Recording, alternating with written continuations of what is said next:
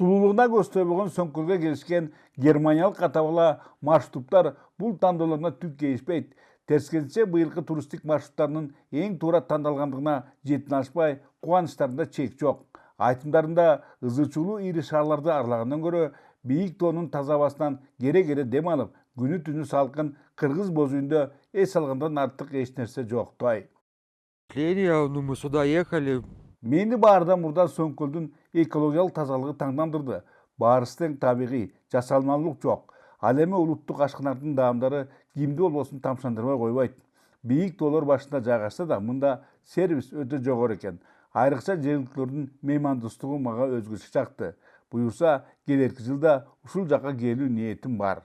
Как вот есть, отлично. Ал эми ушул каарманыбыздын уулу Максимге көлдүн тунуктугу жана мындагы малчылардын көкбөрү, тыйын-эңме сыяктуу ат оюндары абдан жаккан.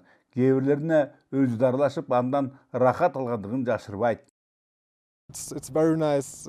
Чыныгы экстремалдык туризм ушул жерде экен. Албетте алар кооптураак, бирок ден соолугуңду бекемдеп, чымыр денелүү, чың булчуңдуу болууңа миңдин бири. Ошону менен бирге бул жерде бир эле убакта жылдын 4 мезгилин башыңан өткөрөт экенсиң. Ал эми табиятка жакын адам жаратылыштын мындай көрүнүшүнөн канаттануу жана рахат гана алат. Yes, very.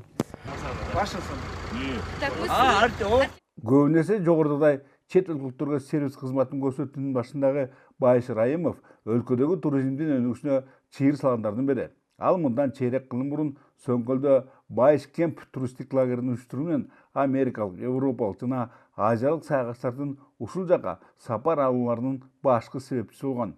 Алгач ичкерилигин 1-2 гана боз үй менен баштаса, учурда 4 тарабы төп алардын 30 бар. Ошого жараша чоң шаарлардан ашса ашкан, бирок кем калбаган шарттарды да түзгөн. Мында келгендердин пайдаланууларына интернет байланышы, мончо, ресторан жана башка ушул сыяктуу эс алуу түйүндөрү коюлган. Биз өзүбүз менен да өзүбүз деп айта алам.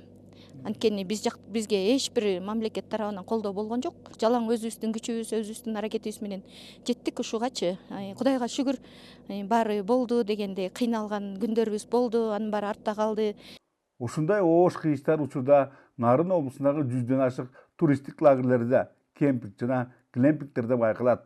Бактыга жараша аларды четтетүүгө кызыктар туризмди өнүктүрүү мамлекеттик агенттиги тарабынан өлкөдөгү бардык туристтик жайларга бирдиктүү дизайндык код даярдалууда. Анда сервис кызматын көрсөтүүнүн дүйнөлүк тажрыйбасына олуттуу басым жасалган. Биз деңгээлинен дээрлик 3,5 метр бийиктеги Сөңкөл жайлоосу келечекте ири туристтик борборго айланарында шек жок. Эгер азыркы статистикалык маалыматка таянсак, жай мезгилинде бул жерге чет өлкөлүк 100 миңдеген туристтер келип, мындагы табиаттын сулуулугуна суктанышат. Бөлөкбай Шеримбеков, Айдын Төлөбеков, ЛТР Сөңкөл жайлоосу.